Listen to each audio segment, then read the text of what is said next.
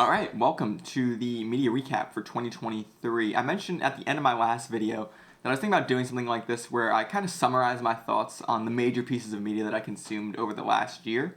I was going to do it first because I didn't think anyone would be interested, but I had one friend who said that he really would be. So shout out to Grant, this one is for you, my man, and anyone else who gets any enjoyment for this. So I'm just going to do kind of a quick recap on my thoughts of each thing, not going to get into the weeds too much, and just keep pushing so we can get through all this, because it's not a lot, but it's definitely a decent bit. So let's start with TVs, anime, and manga. Okay, so Death Note was the first show that I watched when I decided that I was going to get into some animes this year, and overall, this show is really good. The stakes are insanely high right off the rip, so things are just juicy from the start, and it keeps on building and building. And I think the only downfall of the show is how smart the characters are, which is way too smart, and then sometimes how dumb the characters are, and they just don't do anything that makes any logical sense, which can be infuriating, but you look past it because it's just interesting and just kind of addicting to watch because you just want to see where it goes. Also, the music is just phenomenal when Light and L start talking to each other, and the music, you'll hear it, it's so good. Alright, next is One Piece, and I know I just said I watched Death Note, but I've been reading One Piece. I actually started this way back in January on my flight. I read the first volume. For some reason I didn't stick with it, but I picked it back up somewhere around September, and I've been reading it through the colored mangas, which has been really cool. First of all, I'm just someone who's all behind a community project like that, and they do such an incredible job at making these look just absolutely spectacular, and like the original artist colored them. I'm a little over 200 chapters in now, so I just finished up Alabasta, and that was really good, and I feel like there was a lot going on there, and you can see now being that far into the manga or the show, whatever, that the stakes are getting increasingly higher because there's more people, more interactions, more kind of layers to every conflict that's going on, which actually makes it really interesting. And I generally think that mangas are just really fun to read. I think the pacing is really good. I know a lot of people say that the anime can drag and stuff like that, but from my experience so far, I feel like the manga just kind of goes and goes and goes. And I'd be interested in watching some of the key moments and fight scenes and stuff like that in the anime, but I'm definitely not going to watch all 1,000 episodes or whatever after reading like 1,000 chapters of the manga too. That's too much for one intellectual property. I had a friend recommend Cowboy Bebop to me in high school, but I wasn't into anime at the time, so I never watched it. But this shit is so cool. First of all, I didn't get it because I watched 4 episodes. I was like, there's zero plot progression. What is going on? I just realized that I should put a spoiler thing in the front of this video. Cowboy Bebop is awesome because it can be so predictable or so unpredictable, and both the outcomes are really cool because sometimes you're like, alright, I see what's going on here. They're going to set up like a fight or like a chase scene, but then the music comes in and you're just into it anyways. Even though you knew it was going to happen, you see it unfold and it all comes together so well. And then sometimes you just get thrown for a loop and you have no idea what's going on anymore, but that's awesome too because they do it just as well. And I think the aesthetic and like the setting of the show is really sweet as well. It's just really beautiful imagery, and the amalgamation of all the things that make Cowboy Bebop what it is just so unique, and I don't think I've seen really anything like it. So I started Chainsaw Man because I wanted to visit a book/manga store called Kinokuniya, I think it is called, in Midtown. So pretty much I went there, I picked up the first volume of Chainsaw Man, and my intention was to read 1 chapter of it at the library and then get to doing some work. What actually happened was that I picked it up and then I read the entire volume and did 0 work because it was so goddamn good.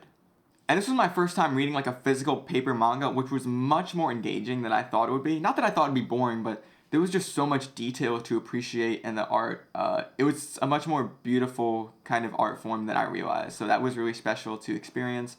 And the characters are just so good. Like Denji, Makima, and Pochita are just such an interesting trio of characters, and there's more beyond that, but that's just the ones I'll list for now. I think every character in that show or manga really just does a lot of work in making things super interesting. The story's funny and superficial, but it also has some depth to it. And the anime, also, I've watched some of that. The animation quality is so good, and it is so gory. I put it on with my girlfriend, and I was like, oh, I don't think you're interested in this, my bad. But it's really good. You should check that out if you want to. Alright, pivoting from the nerd shit, It's Always Sunny in Philadelphia. I watched a lot of this show over the years, just like kind of at TVs, like or at my friend's place or whatever. But I never like watched it full through. So I got through like the first 2 or 3 seasons, I think, this year, and it is so ridiculously funny. It's absolutely crude, but at the end of the day, it's just watching these Philadelphia dudes be complete asshole scumbags, whatever you want to call it. And if you're saying it's not funny, you are lying to yourself. Now, I can't believe that I did not watch Narcos when everyone else was, like 7 years ago or whatever it was. But this show is juicy. It probably has one of the best pilots in all of television that I've seen so far. And for the first 2 seasons, it really just runs with it. I didn't love the third season as much, but it was still okay. But man, those first 2 seasons, I was so locked in on this show, watching amounts of TV that I never had before in my life.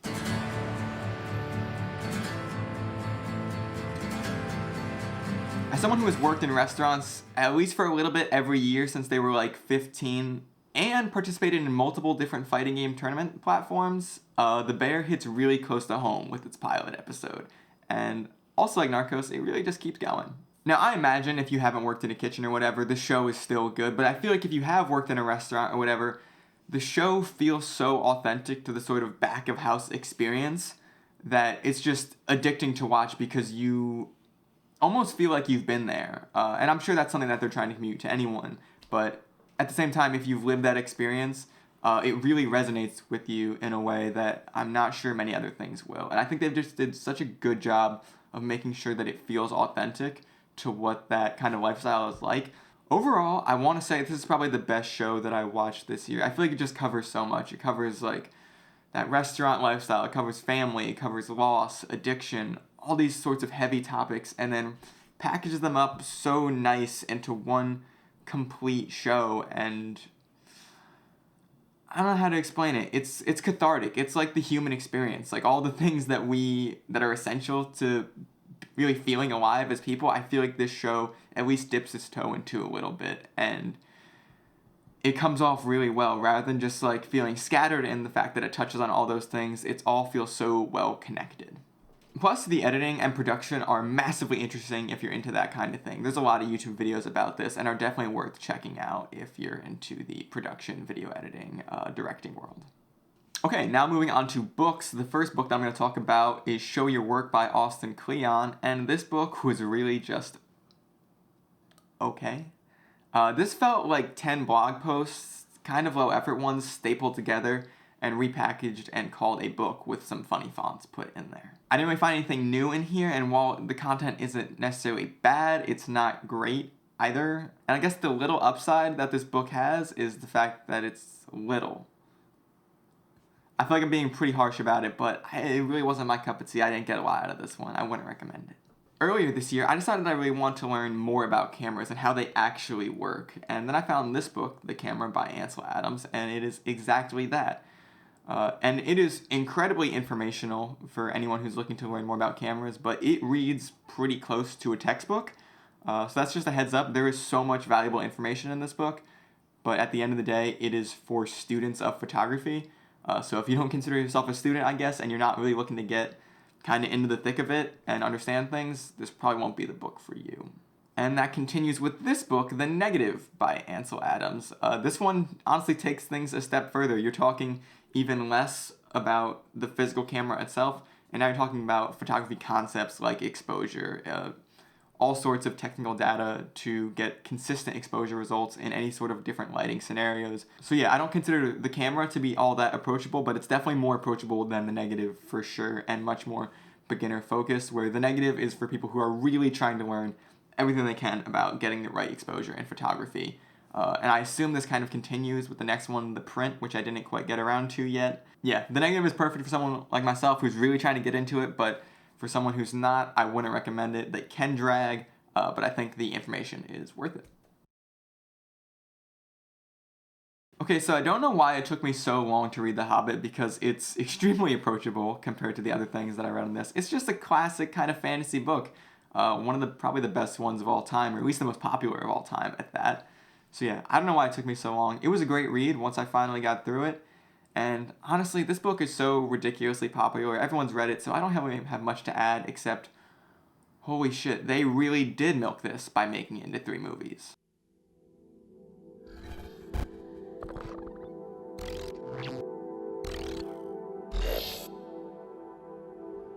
These Spider-Man movies are scaring me. And that is because they are so good. They are so beautifully animated that I am genuinely afraid that this style will become sort of a template for things going forward. And I think that would be damaging to how beautiful and incredibly made these movies are. I am praying that they make the 3rd one and they wrap this style up, put a nice little bow on it, and put it away because, man, it's just so gorgeous. Anyways, these movies are just incredible. Everything about them. I know I was talking about the animation quality, but the plot and the story and the twists and turns and all that are gripping as well. And I think I've cried at both Into the Spider-Verse and Across the Spider-Verse, so I imagine I'll cry in the next one too. They're beautiful, I love them, and I cannot wait for the next one.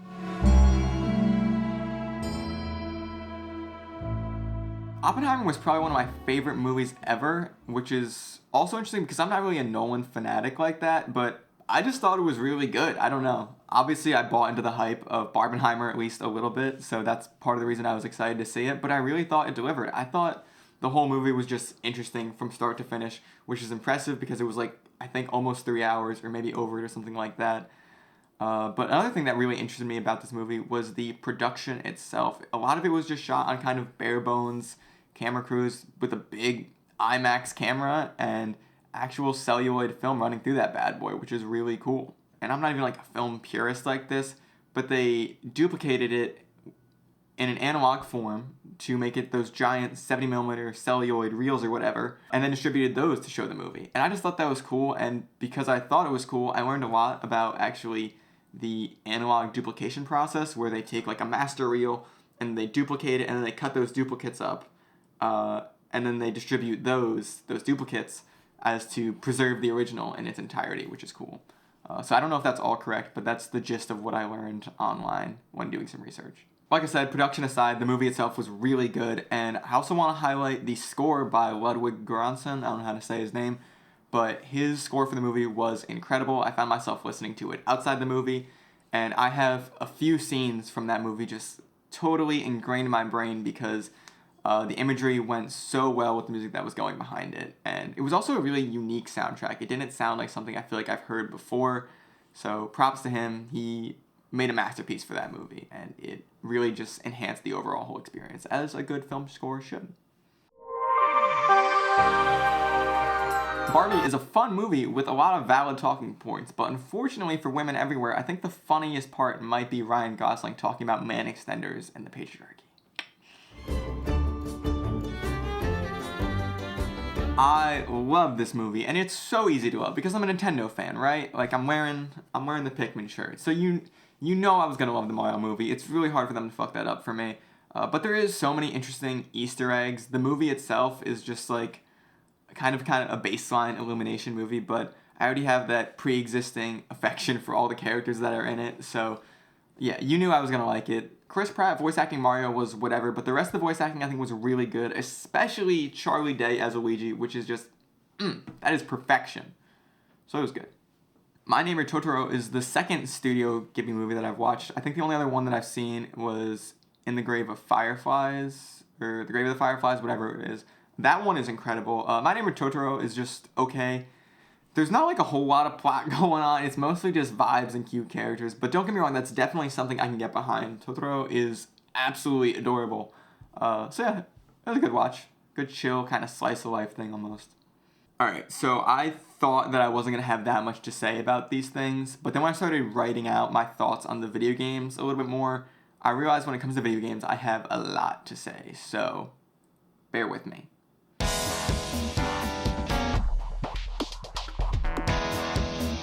Oh man. So I was considering not putting Persona 5 Royal on my Hall of Fame list for video games because it took me so long to beat it and I really ebbed and flowed with my interest in the game.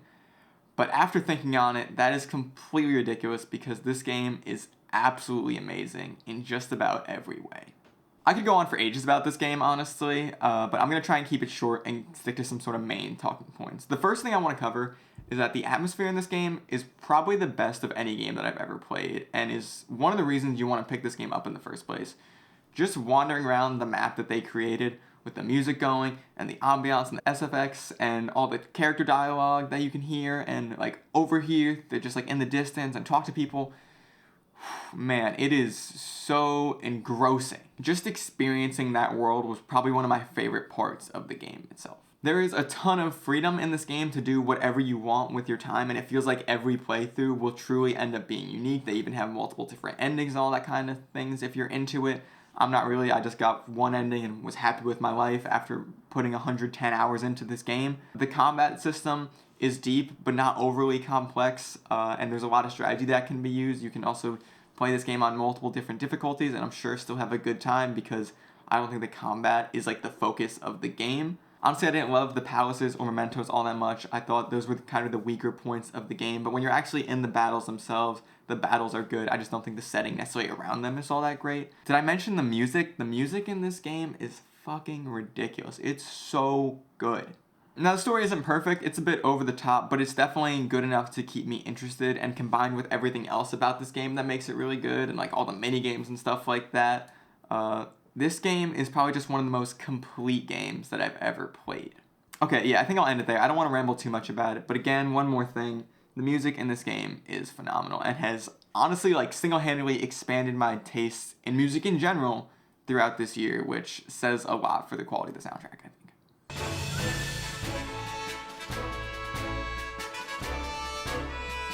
Oh! Okay, so you know how I just mentioned complete games? Yeah, this is the opposite of a complete game. Okay, before you smite me, Pokemon Violet is undeniably a very fun and unique version of Pokemon. But, Pokemon as a company, as an intellectual property, is way too big and has way too much money to be putting out a game, a mainline game, of this quality. The graphics are a complete disaster, and saying that they don't detract from the gameplay experience is an absolutely ludicrous statement. This is not Earthbound. This is not sprite work that is just perfectly timeless. No, these are 3D graphics that look like shit. It is so bad. And as for some other things, I gotta list it out. Why can I not go into buildings? Why bother doing an open world experience if you still have to go in order around everything and you didn't do any sort of level scaling or anything like that? Why are shinies so common when they were so rare in every other game? Why'd I have to battle Team Star like that? What the fuck? Why is character customization so bad, especially when it was good in Pokemon Arceus, which you put out before? What? And don't tell me that the story is good. It's so mid. It's so, like, it's not bad, but, like, it's so mid. But you know what? Penny's theme fucking slaps. When that came on, oh, man, it is so good. And you know what? The new generation of Pokemon is pretty good, like the designs themselves. And the actual Pokemon models look pretty good, especially compared to some other 3D games. So there is some redeemable qualities about this game, but, man, for a company so big, the game should be better. There should be a higher threshold of quality for a company like this. But yeah, honestly, I think Sword and Shield are more complete, better games overall, and this is not even close to as good as something like Black or White 2. Alright, I was going to save this one for later, but while we're here, I guess I'll keep on shitting on Pokemon. I didn't think Pokemon Legends Arceus was particularly good either, which is really a shame. Because in the opening sequence of that game, when you throw the Pokeball and you catch the Pokemon and you never like enter a battle scene, it's all just kind of happening live. I did that and I was like, I never want to catch Pokemon another way. Like, this is the best way of doing it. This is awesome. And I don't think the rest of the game delivers. I don't know. I just thought it kind of sucked. I didn't think the story was interesting at all. Not that I expect that from Pokemon game at this point. But I thought the game was massively unbalanced. Any story-based battle was just a complete cakewalk. I would just smack them because they have like 2 underleveled Pokemon for some reason, and I have my whole squad with me. I don't know why they don't even have close to 6 Pokemon. And then I would smoke these like boss battles, right? And then I would meet like some wild Graveler, not even Alpha, and he would just rock my shit. Like, Oh my gosh, it made no sense. For some reason, they decided that they should have a limited inventory and crafting system, which is just a terrible combination and really annoying to deal with, because in every other game, I would just buy potions and then carry those around with me. Instead, I have to make them and spend more time doing that and then run out of them. Okay, so I know I'm being an internet dweeb and complaining a lot about Pokemon here, but I was disappointed by these two games, and I guess this is for people who more want the collecting rather than the battling aspect of the game. I guess I'm kind of the opposite, but that's weird because I really do love collecting. I completed the Pokemon Dex in Violet because it was a good time. So I don't know, and this game didn't do it for me. Shout out to Pokemon Radical Red for scratching the battling itch and being completely absurd. That game rocks. This game feels like a breath of fresh air, and surprisingly, for a game about murdering people, it is very chill. Really, you just get to wander and sneak around, listen to absurd dialogue, try and pick up on clues, and then wait for your moment to strike, which is really just a good time. This is a great game, actually, to, like, play while you're just kind of talking to someone else online. You both kind of do your own things in Hitman separately. It's really fun. And there's so many ways to do it, too. You can, like, be really textbook. You can kind of play by the rules almost. Just be really careful, wait for the right time to strike. Or you can just like do something really bold and hope you get away with it, and when you do, it feels really good. And there's all these different kind of mini challenges and stuff baked in, and you can go back and redo stuff at different difficulties, different like self-imposed difficulties too. So there's just a lot of ways to play this game, and it makes for a really fun, unique experience. I played Hitman 1, beat that, I started 2, and I'm really looking forward to finishing 2 and playing 3 as well. Tears of the Kingdom feels hard to judge because I think I know that, to me, it never had a shot at comparing to Breath of the Wild, pretty much. When you boot up Breath of the Wild for the first time, you go through the opening story, you come out of the Shrine of Resurrection, and that piano music plays. It is so beautiful that it's just ingrained in my memory. That's history. That is Zelda video game history, straight up. So to put Tears of the Kingdom against that feels really unfair. And it also feels unfair because I think Tears of the Kingdom is essentially an expansion of Breath of the Wild rather than its own standalone game, I guess. And this is where I want to talk a little bit about game complexity and why, to me, more game complexity doesn't necessarily make it a better game. In my opinion, Breath of the Wild was a great sweet spot. I thought the way you healed, the way you interact with weapons, the way you made elixirs, the way the combat works was all kind of like a sweet spot. There was a lot to learn, a lot of intricacies to make yourself more proficient at the game, but you didn't have to go super deep to really feel competent at the game. Whereas I feel like with Tears of the Kingdom, there are so many added mechanics and expansion of other mechanics that already existed that it feels like you always kind of have to manage something or stay on top of stuff, I guess. Maybe this isn't other people's experience with the game, but I feel like it adds a lot of complexity that honestly just doesn't do anything for me. I think at this point, I'm just more interested in kind of getting to the meat of the games, like the meat of the gameplay, the meat of the story, and carrying on rather than fumbling around with new mechanics all that much, which sounds pretty boomer-esque of me, but I think I especially feel that way because I felt like some of that familiarity that I had with Breath of the Wild was expanded on, and I just wasn't necessarily looking for that. I also wasn't really just excited about the prospect of a building mechanic in a Zelda game really at all. That being said, I don't want to come off as critical because there is so much that Tears of the Kingdom absolutely does right. I think that having the multi-layers, like the subsurface, the sky, whatever, that's really interesting. I think that a lot of people mentioned that the games felt a little hollow, a little empty in the open world. That's not something I experienced, but I could see that. And then they added all these caves and like different stuff. It feels like there's always something around you to catch your interest and keep you playing. Oh, and then the dungeons. It feels like, yeah, having a dungeon in each region felt like a really great addition and really added to the classic kind of Zelda feel to an open world Zelda game. And like I said, I don't want to be too negative on this game because honestly, even though I said all that, this is a continuation of Breath of the Wild. Both these games are at least a 9 out of 10. This game is incredible, and I'm being harsh on it because I love it. Alright, camera's overheating, but we're going to get through Pikmin 4 real quick. I was so excited for this game when that Nintendo Direct came out, and I actually ended up waiting like 6 months to get it because I was working through some other games that I wanted to finish first, so I didn't buy it right away. But I just started playing it. I'm about 10 hours in maybe, as of like last week or whatever, or recording this video. Anyways, this game is great. First of all, it's Pikmin. Pikmin has a way of really engrossing me. I love just the characters. I love like the Pikmin themselves, obviously.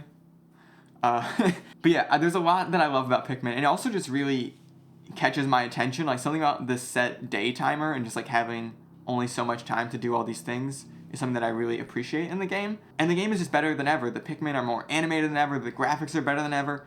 But also, I think this is Pikmin's first kind of foray into making the game a little more interesting, I guess. The first three, I feel like, had a very similar structure in terms of what you do. But now there's some newness being added in terms of both setting and the items and stuff that you get and characters that you interact with and just the way that the game is formatted. So I think this is great. I obviously haven't finished it yet, so I'm only a little bit in. But from what I've seen so far, I'm really impressed, and I hope that it delivers to the expectations that I built for it so far. Whew. Okay, hopefully my camera doesn't burst into flames soon. We got one more game we got to talk about. I played like maybe 3 hours of Final Fantasy VII, but you hear that battle theme, that end of battle victory theme that you get in Super Smash Bros. Oh, it's so good. It's so good. Okay, that's all I have for now. That's all I've played of that game. I played it for like 3 hours, like I said. That's all my media for the year. Thank you guys for watching. I appreciate it. We'll do this same time next year. See you then.